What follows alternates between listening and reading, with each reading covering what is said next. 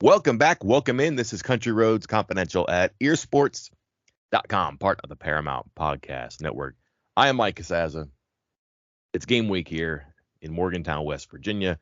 That means after quite a wait, not only across many years, but across a very long offseason, time for the Backyard Brawl back at Acrisure Stadium to get you ready, to get familiar with the participants and how they're going to move the ball and stop the other team. Welcoming in Chris Anderson.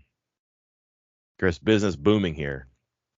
They get ready for kickoff. I'm going to miss the offseason because it was wild here and around college football, but nothing quite like a regular season. And I'm reminded of that when trying to get ready for this one, and a challenge that we'll discuss, because who knows what to expect from these teams, which, I don't know, as someone who's going to be covering it for the next couple of months, I do find that kind of exciting, if not frustrating at the beginning, but it does remind me that we're opening up a brand new thing here. I don't know what's inside.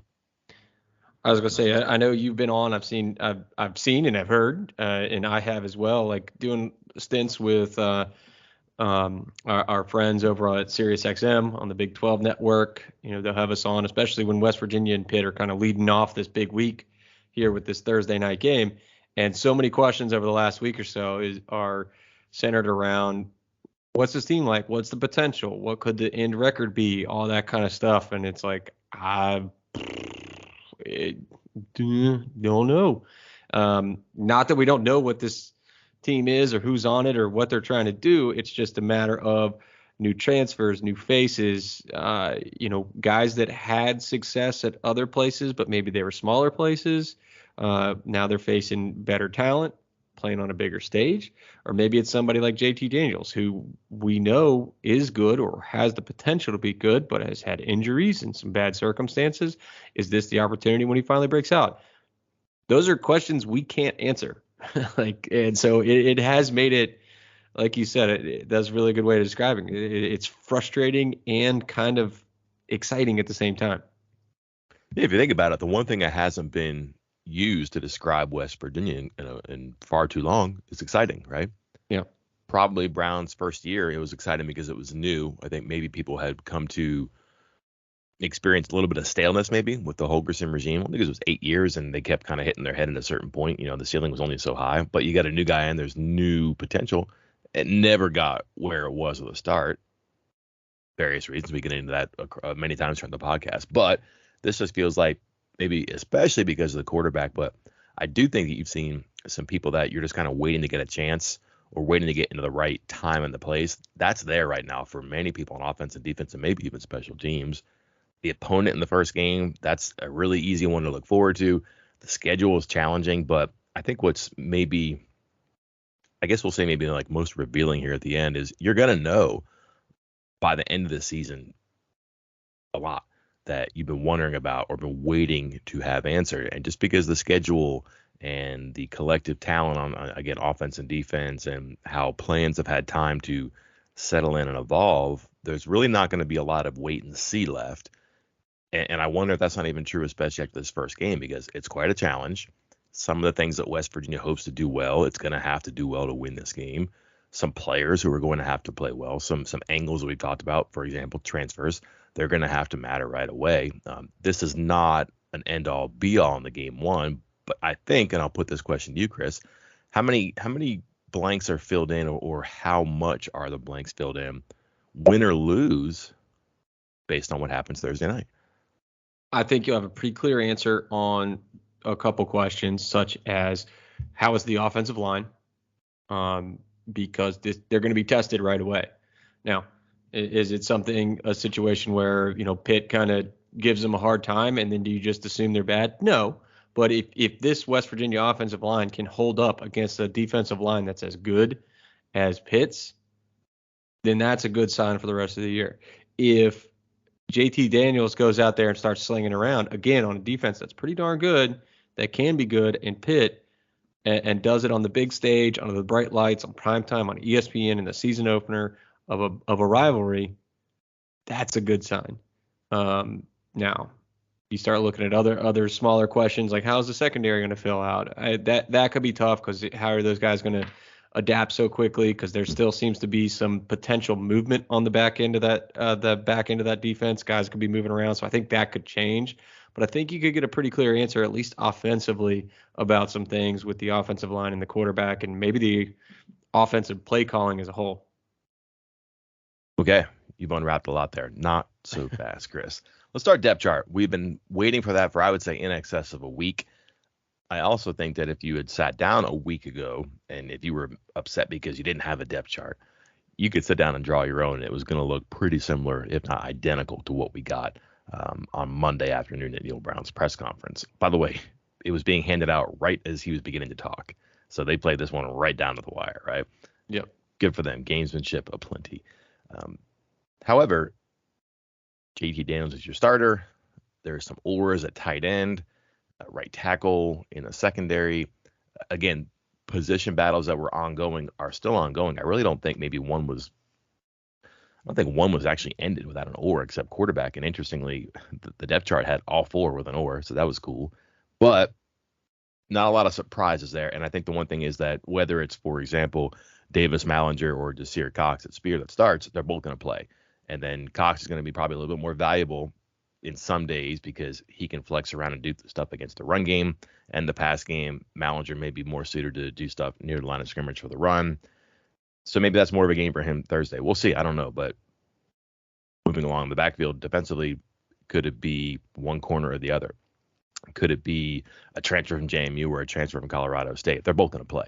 So we'll have an answer as to how much or who's first. But correct me if I'm wrong, nothing really riveting about that depth chart. No, not really. Yeah, like you said, going through it, there's just nothing to, whatever about. I think I put it on the board. The thing that was most interesting to me was and again, this wasn't even surprising, but when Brown was doing his spiel about who cares about starters? It's about who's going to play. And we know who's going to play. Just we don't know who's going to be out there for the first snap or whatever. And he mentioned, for instance, running back, and said three guys will play. There were two guys on the depth chart. Somebody followed up. Kudos to whoever that was. I can't remember who it was. And he said instead of Jalen Anderson, said C.J. Donaldson. Again, not surprising because Donaldson has kind of been the talk of the fall camp, but that was the most interesting thing to me. Again, is kind of confirming, hey, this is happening. This is real. And I think you and I talked about it either on the last podcast or the one before that about how, is this going to be hey, he's playing all the time, all this other stuff? No, I think it's probably going to be like a package deal. They got a package. They got a handful of plays. But it does tell me that he's in there. He's in the mix. You will see C.J. Donaldson play on Thursday night. Where, when, and how, I have no idea, but I do want to see that too. That'll be interesting to me. Offensively too, and tell me what you think of this. Preston Fox was Bryce Ford Wheaton's very visible, very successful backup in the spring. He's an inside receiver now. And then Jeremiah Aaron, I don't know that he came in with a position, but he has played inside and outside. He just profiles as a slot receiver because he looks like a running back. He's probably 5'10", 185 pounds, and is pretty stout from the hips down. So he's definitely got some wiggle and some jets. They have him outside behind Caden Prather. Those two could probably play different positions, I think. But an outside guy is now inside and a presumably inside guy is now outside. What do you make of those assignments there? Because, again, we're kind of grasping here, which is not bad news. It's okay if things go as expected. But those two stand out to me because it is a little bit different than what we had expected or even witnessed.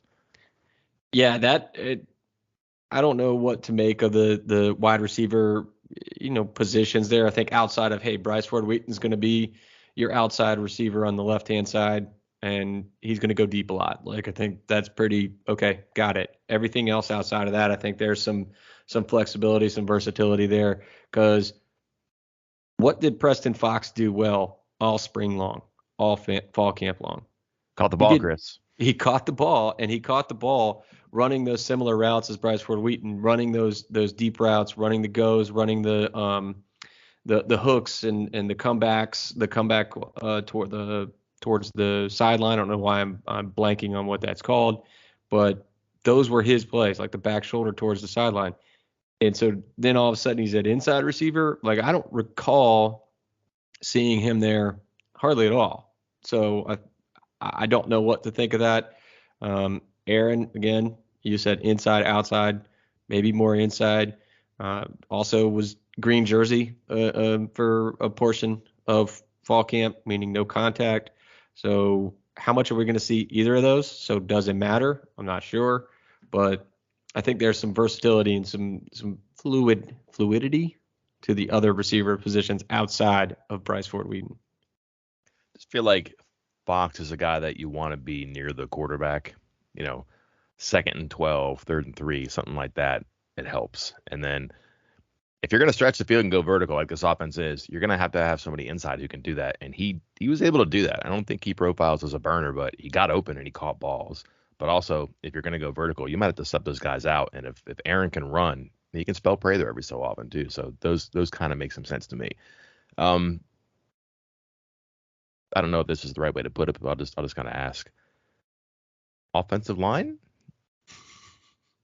Question mark? Yeah. Again, no surprises, but no resolution. And I think that, listen, we can laugh and poke fun at whatever chicanery there was at quarterback. I think I can understand, perhaps even endorse, being a little cagey about your offensive line, especially if you are going to do something different. I'm okay with that.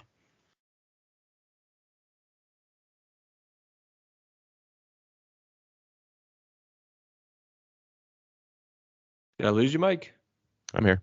Oh, sorry. Kind of went out there for a minute. Where'd you lose me? You said you liked it if you're going to do something different. That was it. That's where I ended.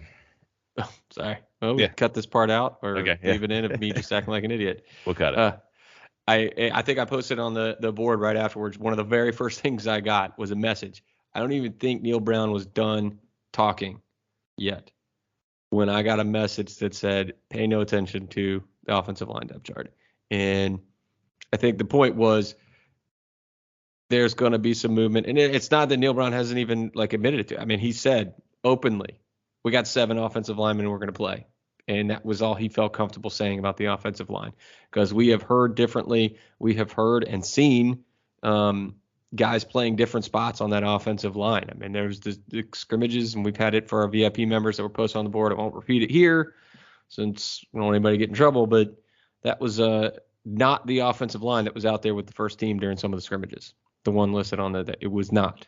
And I've heard that's not the only time it has not been.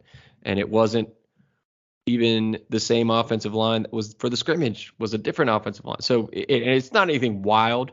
It's not anything wild. It's not anything we haven't talked about. I think I put my my projected depth chart, what I think it's going to be eventually, and even said in that projected depth chart, you're going to get a depth chart from the school that says Hubbard or Yates at right tackle, but I expect at some point, maybe not week 1, maybe it's week 2, maybe it's in the middle of week 1, that you're going to see some differences at right tackle, maybe right guard, just kind of trying to figure out what the best combination is for that offensive line.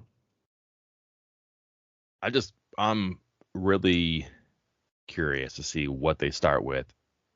And not only if they make a change, but when they go to it and what causes it. Is it third series? Is it we're getting Cajun on the right side? Is it proactive or reactive? I don't know.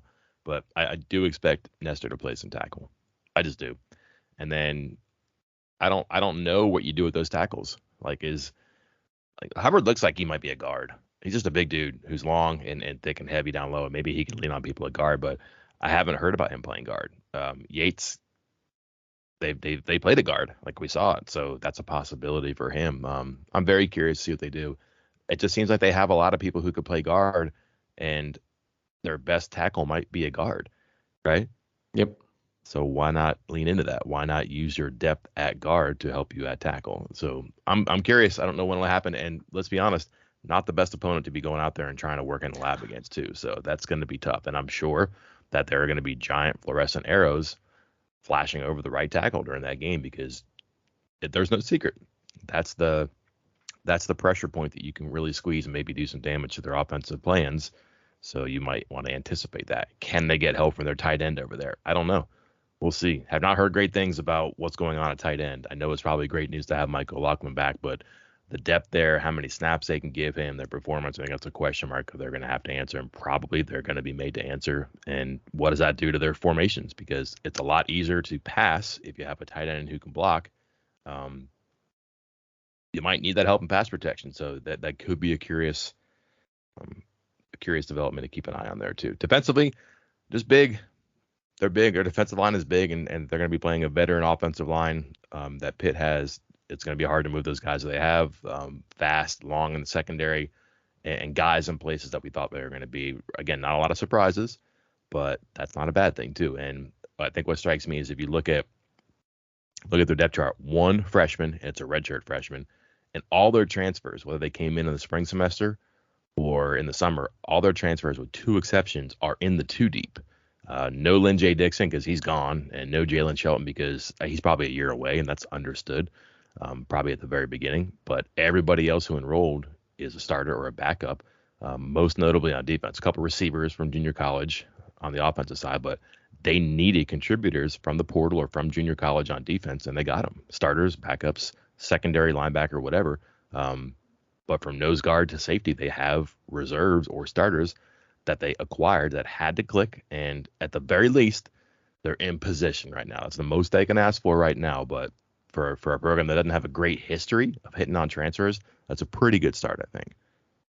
Yeah, absolutely. And man, I was going through the reasons WV will win big and the reasons WV will fall flat pieces that I was doing the other day, and it kind of went over the transfers in and transfers out.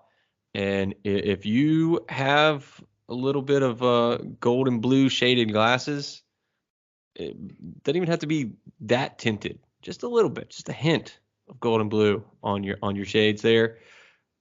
You look at it, and is West Virginia better off in the secondary? I mean, we heard it. We heard Jordan Leslie say this defense is deeper and more talented this year than he's had, which I was kind of stunned to see him say, just so bluntly. But you look at some of those guys coming in, coming out, and I'm focusing on the secondary right now. But I kind of did a breakdown, and it was, Nick Troy Fortune out, Wesley McCormick in. Would you rather have 3 years of Fortune or 1 year of McCormick? Maybe 3 years of Fortune, but if you're talking just 2022, McCormick has a higher potential than Fortune. You look at the other spot. You got Daryl Porter out. You got Rashad Ajayi coming in. Again, would you rather have Daryl Porter for 3 years? Probably. But would you rather have Rashad Ajayi for just 2022? Maybe. I mean, he's got 2,000 snaps of experience.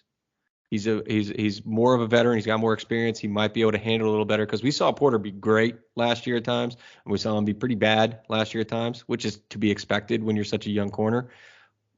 So maybe you're okay. Like, you swap those two for two. I think you're better off if you're West Virginia than you were for this season. Again, you're talking franchise style. Maybe you want the other two guys. And keep going down the line like that with some of these transfers. And again, in the secondary, you're like, well, maybe it's not that bad. And then you remember last year's safeties, as experienced as they were considerably, like, not even up for discussion. It's not even close. Considerably worse in 2021 than they were in 2020. Like, Alonzo Adai and Sean Mahone were good in 2020. Like, real good, really good. And they were bad in 2021.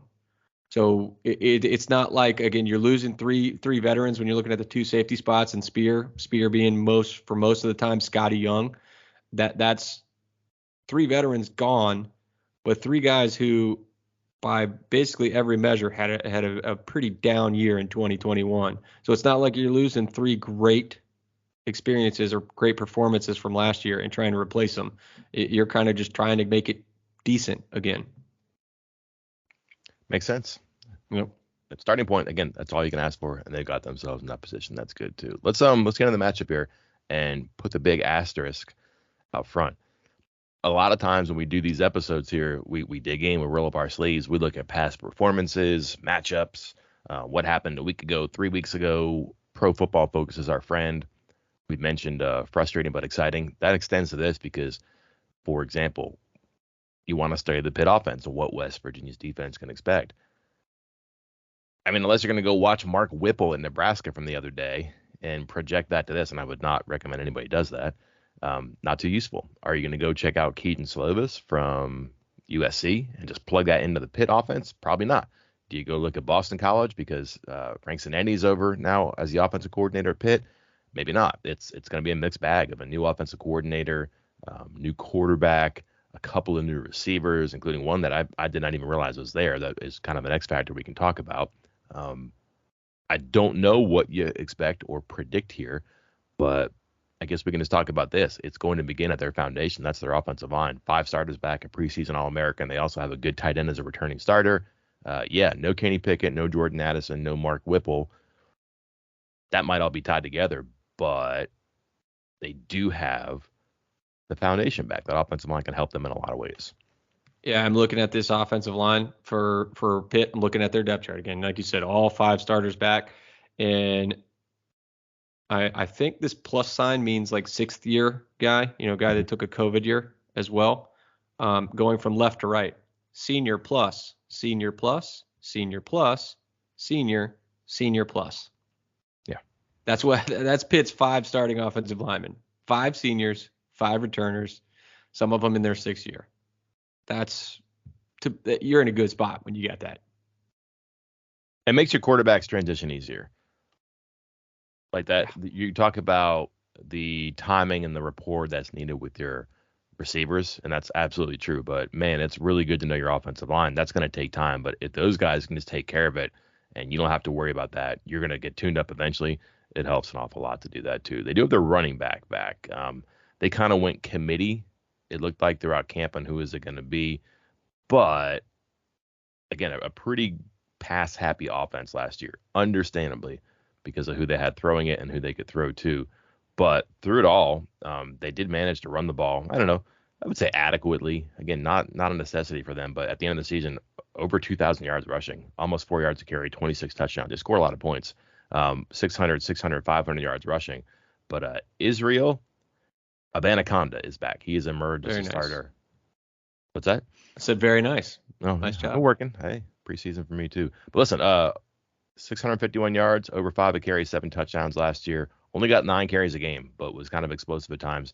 He's their guy, and I just look at his numbers and what he did last year. Loves to get around the corner. So that's going to be something where those edge players for West Virginia could be the defensive tackle, the defensive end. You're going to have to work against a tight end, maybe a slot receiver, because Abanaconda likes to get outside too. You got to watch out for what happens if he cuts it back, as you learn that, but they do like to stretch things out there. He was good at that. They can do a lot in their running game too, but that seems like a familiar thing with him. And look, if you're West Virginia's defense, your Spear, your Bandit, they're going to have to fan out and make plays. How many times we see Koba come over top, just scrape around the offensive line and make a tackle? Good challenge for him because he is going to get stretched out early on here. And you mentioned it. I was trying to go back and say, hey, all right, new quarterback, all that stuff, but new offensive coordinator, more importantly. Let me go see what Frank Sinetti did at Boston College. And even with looking at the coach and the same offense, his 2020 year and the 2021, you compare them as far as splits, offense, passing, and rushing. In 2020, they ran the ball 62% of the time at Boston College. So I thought, this is a run-heavy offense. I go look at 2021. They ran the ball 48% of the time. It is now flipped to passing. So, they must have changed quarterbacks. Nope. Same 2 quarterbacks, same not the same exact situation, but same 2 quarterbacks, but splitting time throughout the year. So I'm not a Boston College expert here, so I don't know exactly what changed. But you're trying to find trends. I don't know if you can find one trying to follow Frank Sinetti and his time at Boston College, which is the most recent stop. Quarterback got hurt last year. Jerkovic. Yeah. And missed a couple games, and they were miserable passing the ball. And they somehow scratched out a 1,000-yard rusher, a guy from Steve Slayton's high school, who was like 5'7" and 200 pounds, and just made it work. But I think he was like a top guy in Pennsylvania. He was not Steve Slayton. Like, they're totally different bodies, but made it work. But what strikes me about Signetti, so much NFL experience. And what do they do in the NFL? Don't value running backs. You got the prime position, quarterback. He's a quarterback coach in the NFL. I just kind of figured that he would be leaning toward quarterbacks, but no, moved toward the run last year. And then he's at Pitt. And again, Narduzzi famously in the offseason was on a podcast and said our old offense coordinator didn't even want to run the ball. Yeah. We played Wake Forest, which had like the worst rush defense in the country, and we passed it every down. Like, so he definitely wants to run the ball, which is going to be what Cignetti does. And listen, they have their top 3 running backs left. The one guy is obviously going to start it and get a lot of carries, but the 3 guys who carried the ball last year are all back for them too. So I think they're going to lean on people early on and really kind of attack that defensive line there too. And kind of inside out, watch out for cutbacks, things like that. But they're gonna use their offensive line. They're gonna lean on people and stretch you out and try to find gaps for somebody, and they're gonna be good at it too. So we'll see how much of the Cignetti playbook makes it, but I think at least the nudge and the wink is going to be you better run the ball. First, I flipped those. 2021 was the as you noted, quarterback got hurt, and it was 62% run in 2021, not 2020. But yeah, that Pitt game, by the way, against Wake, where Narduzzi was complaining about not running the ball, they actually ran the ball more than they did throwing the ball. Although a couple of those were sacks. So I guess maybe it's about even, about 50-50 on that one. And scored 45 points. So maybe, just maybe, you back up and let the offensive coordinator do what he's doing. If an offensive coordinator is scoring 45 points in a conference championship game, step back and let him do his own thing. It's okay. Yeah. It's not bad. Yeah. Receiver, no Addison. Nope. That might not be a problem. It was the guy Mumpfield? Is that who you're talking about, alluding to earlier? He's definitely there, and he's kind of an X factor. I don't know where they're going to put him, and that might be fine too. But they also have Bub Means, who's big. Like, he's probably 6'3", 220 pounds, can return kicks. He started off at Tennessee and then went to Louisiana Tech, and so he's bounced around a little bit. But he emerged as a starter at a camp. Like, I did not know he was there until I was sketching up on Pitt and saw that he had had a good camp and was there. But that's a big guy that's going to be a problem. I don't know if they use him in special teams, but like, a guy who's that big and can return kicks, he's got some jets, he's got some moves. And West Virginia's defense, they talked a lot about playing like nickel or dime coverage and having an extra defensive back in the field. You put those guys together right now, you have Mumpfield, and you have Means, but they're also bringing back Jared Wayne too as a receiver, and he was very good last year, kind of in the shadow of Addison, of course, best receiver in the country, but a guy who knows what he's going to do out there too. And then, like, listen, you're looking at 6'3" Wayne, 6'2" Means. Their tight end is 6'5", and he can run around and do some things too. I'm guessing Kanata Mumpfield may be playing some slot. Probably Wayne had the most slot action last year. I don't know who's going to be their slot. They have wide receiver listed for the 3 positions, but those 3 are going to be on the field, I would guess, quite a bit. And I'm again, how do you match up? What does that do to the defense? Can they play different positions? I don't know, but Mumpfield's kind of an underrated guy. Like, he played at a MAC school. Akron had an offense that could really do some things, move the ball, score some points, and we'll see what Slavis can do. I don't know, but there certainly is potential for play action deep shots, or kind of running it and kind of maybe tipping that you're going to run it, or get the defense thinking about it, and all of a sudden something happens, and it's Mumpfield, it's Wayne, it's Means, it's somebody who's open there too. Got to be careful. Just because they don't have Addison, I don't think that their receiver position is hurting right now. They're going to have people who are good, and sometimes it's better to have one guy who's an alpha. We talked about that. If you have 3 guys and there's not one clear front runner, not a bad thing either, because you kind of have to be a little bit more honest. And when you're going to run the ball as much as Pitt, those things can kind of work back and forth and help you out. Yeah. What about the other side of the ball, Mike? Pretty good, Chris. Yeah, it's not bad. I mean, yeah. I don't want to jump to that, but that's kind of where I've been focusing on. And because that defensive front, I think this is the key. Now, I'll do my usual 3 keys to the game and go over that, but I can tell you, sneak preview, This is going to be number 1. And if you want to say it's something else, I'm ready to argue about it, because it's not. It's this. Yeah. It's the Pitt defensive line against West Virginia's offensive line, because as I've had, and I'll find that chart, I will find it, about how directly correlated it was. an opposing team's ability to rush the passer, not specifically against West Virginia, just how they did it rushing the passer for the whole season. Their average pressures per game, as that went up, West Virginia's yards per play went down. There were 0 exceptions. It was a perfect line in that graph. And you know who was one of the best in the entire country at that last year? Pittsburgh Panthers. One of the very best. I believe they were number 2 in the country in sacks per game, almost 4 per game. And you think, well, at least maybe those guys are gone. They ain't. They are not gone. Baldonado led the team with 48 pressures last year. He's back. Cansey, who received some All-American buzz last year, was second on the team with 38. He's back. Alexander, 21 pressures. He's back. So this is a defense that was extremely good at getting to the quarterback last year. A lot of their top talent is back. The defensive coordinator's back. It's a problem. They've had great continuity on defense. Yeah. Like their staff, their players, things like that too. Like now you just let them go out and play. Like, you know what you've already done and just work on what they've done. I wonder how great they're going to be in the first game because they should be very good too. Can I do the class thing again? I was gonna make the connection, but do it. That's your skip. Yeah. Pitt's defensive line: senior, junior, senior plus. And I mean, it kind of extends out to the entire defense because you go linebackers, junior, senior, defensive backfield. This is again off of Pitt's release depth chart from yesterday. Junior, senior. So what is that? 8 seniors and 3 juniors. You're good on the defensive line or on the defensive side of the ball. That's amazing. Like, you talk about program building and building up to a point. That's amazing. Just literally all seniors and juniors. I think every single player in the starting 22, except for Mumfield, the transfer he just brought over in the tight end. So 20 out of 22. Bub Means too, I guess, is technically a sophomore because he redshirted 1 year while he's transferring. 19 out of 22 seniors and juniors. Pretty darn good. Yeah, that's good.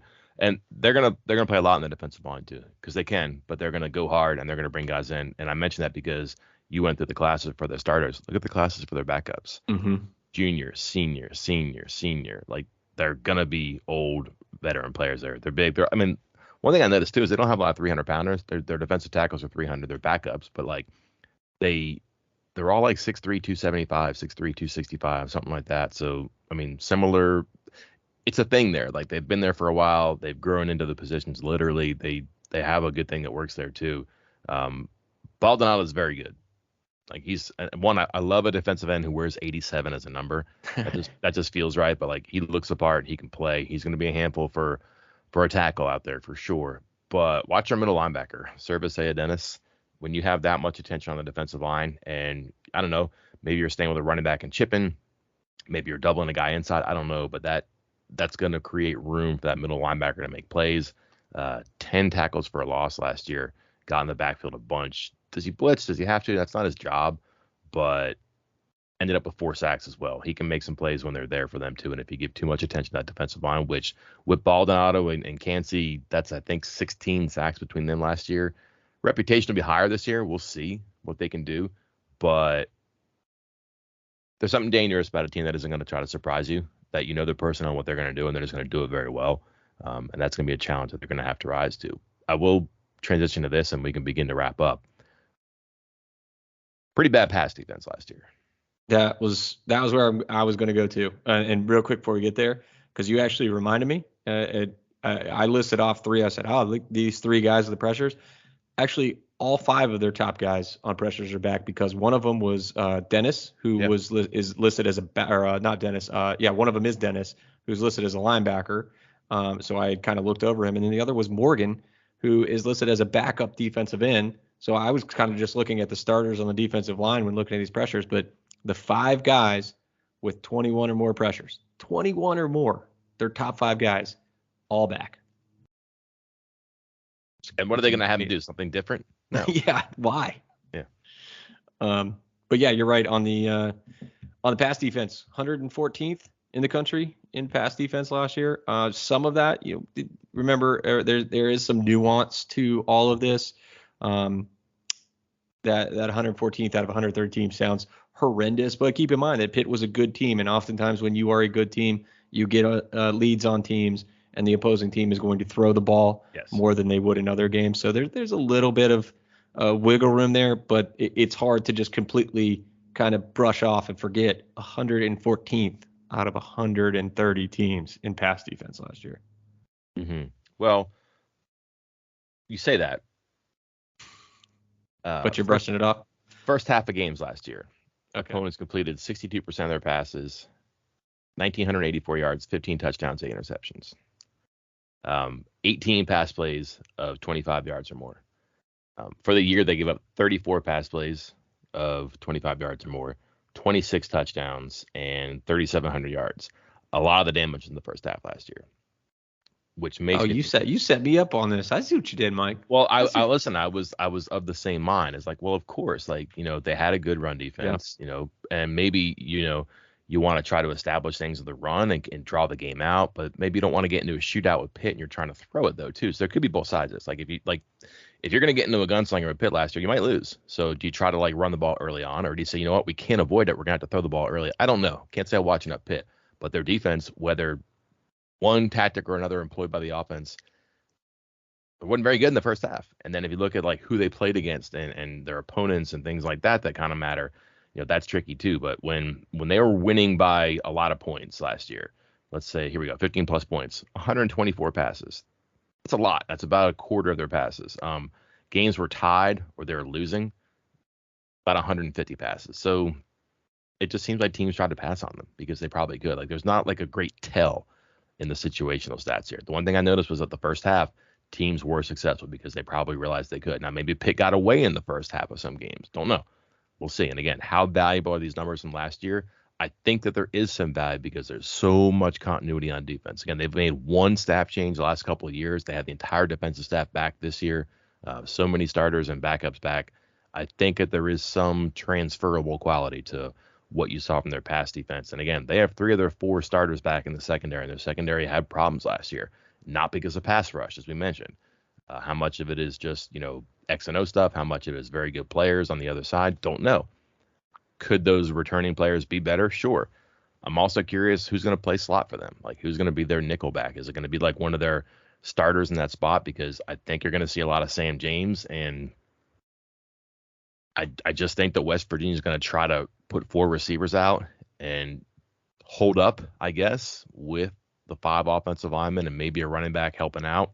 I'm not sure how much you'll see a tight end. I think they can try to be 10 personnel and try to do stuff and try to make things happen. Use formation. Maybe start with 2 running backs and slide one out so you get from 20 personnel to 10. We'll see. Don't know. But I think you're going to see a lot of quick stuff, and that slot is nearest. And I wonder who's going to be the corner back for Pitt who plays the slot, because looking at their PFF stats from last year, they don't have a returning nickel guy or slot guy, not a clear-cut one. They have some people who played some snaps there, but mostly everybody they have back, those are outside guys. And not to neglect the third side of the ball, but it was one other thing I thought of when I was talking to our Pitt site and doing a little preview piece with him that we'll have up on the site probably tomorrow. But he asked me, what was the key for West Virginia? A couple things, and I mentioned some of the stuff we've talked about here already.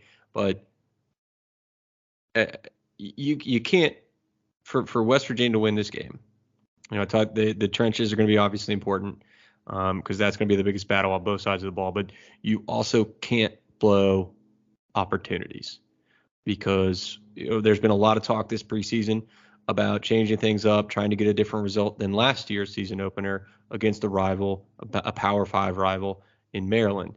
And in that game, I think the turning point, now West Virginia didn't lose the lead, but it just killed the momentum.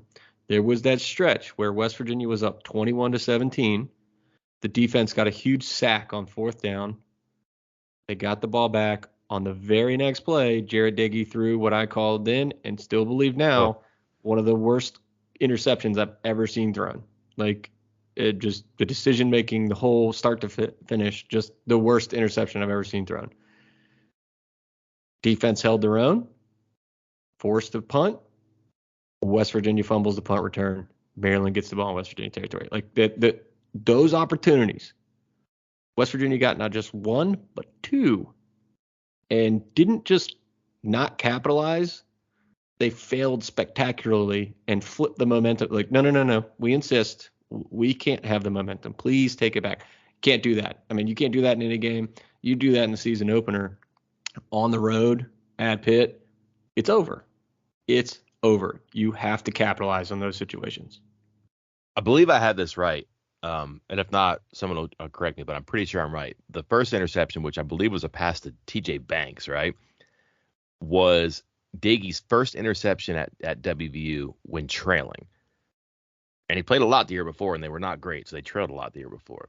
The one in the end zone at the end of the game was his only career interception in the red zone. And they came in the same game, which that game went bad. I don't think that Maryland was nearly as good as Pitt is. I'm not sure how Pitt is going to do this year, but I know they got a 17 next to their name and a whole lot of reason to feel good about themselves. By the way, can I just say Keaton Slovis? We haven't even said his name yet, right? Yeah. Probably feel like we should mention that. But anyways, as we wind down, we get to the starting quarterback of the other team. Perfect. But conspired against them at the worst possible time. They lost that game. And that kind of leads me to this here, too. So many people from that game are back. And so many of the changes are engineered toward being better at the start of the season. That could be Neil Brown backing off and not only hiring an offensive coordinator, but letting him run it with his quarterback. It could be having people who went through last season or been through a few openers and just need to be more mature to field the punt, to, I don't know, not throw the regrettable pass, to not get a penalty in a bad spot, things like that. And it's a challenge right away because, ugly stat here, Brown has not beaten an FBS team in an opener. 0-4. Maryland, Boise State twice, NC State. His wins and openers are against FCS teams. And that is definitely part of his advocacy this offseason about trying to be different and trying to change things and trying to work lighter so they're peaking at the right time. Are they peaking at the right time? We'll see. I've heard okay things about scrimmages and the mood and all that stuff, but listen, Pitt doesn't care because Pitt knows what they have to do. Pitt is the mature team. Pitt's a team that won a championship last year and brings a ton of people back, and they know it worked, and they're not going to mess around with changing things around and trying to see if it works. They know it works. So this will be a test for West Virginia's maturity, and also, they've done the part where they got out of the ditch. They got themselves in trouble last year at times. Now they've maybe repositioned. Got to do something with it. So that's going to be really the first and maybe biggest challenge here, I think, is that one of these teams is probably going to goof up and do something wrong. They both want this game so bad because it's an opener. It's a high-profile game, and all the coaches that spoke to us yesterday at West Virginia kind of said that you make a mistake when you try to do too much, and you try to do something special here that you shouldn't. When you try to do something that you don't know you can do or if you're supposed to do, that's when you make the mistake. And that brings me back to they always say this is very cliche, do the 111, do your job, the one thing you're supposed to do. Well, that's kind of boring, but that could be really valuable here because one side, clearly defined, knows what to do and knows it works. And that's going to be Pitt. West Virginia is still kind of in that fact-finding mission. Has an idea what it wants to do. Can it stick to the script? We'll see. Will the script work? We'll see. Again, frustrating. Also kind of fun. We'll see. Looking forward to Thursday night. Ready to get this season started. Let's wrap it up. Highly anticipated conclusion here, Chris. People ask me all the time, hey, where'd you come up with that great idea? I'm like, oh, which one? And they tell me this. We get together sometime probably around midnight Thursday night, Chris. Yep. What are we talking about? What is the angle? Who is the person? How do we start the conversation explaining a win or a loss by West Virginia at what was formerly known as Heinz Field? I mean, it has to be Daniels, right? No matter what. Can't imagine it's not. Yeah, it's either it's Daniels, and then if we go, hey, of course it's Daniels, we'll circle back. Then it's the offensive line, one way or the other, because either we're talking about how the offensive line has figured it out, and they found their five, and they just shut down one of the best defensive lines in all of college football, giving this offense time to cook and score some points. Or we're talking about how this is the fourth year in a row, that the offensive line has struggled, and now there are bigger problems to be concerned about. I don't have much to add there, especially all the talks about Daniels as a passer in the deep ball. I think they're going to throw the ball an awful lot. I have many reasons that I can explain the rest of the week. Watch out for the fresh set. First thing Thursday morning, I have some intel there I'll share, but I do think that they're going to try to pass the ball a lot here. I think it's going to be quick stuff, but maybe with the idea to open things up and go deep. They have some field stretchers. They certainly have incentive to aim at the Pitt secondary, and they have some incentive to stay away from the pass rush. So that'll be good. I just wonder if they can run the ball very much.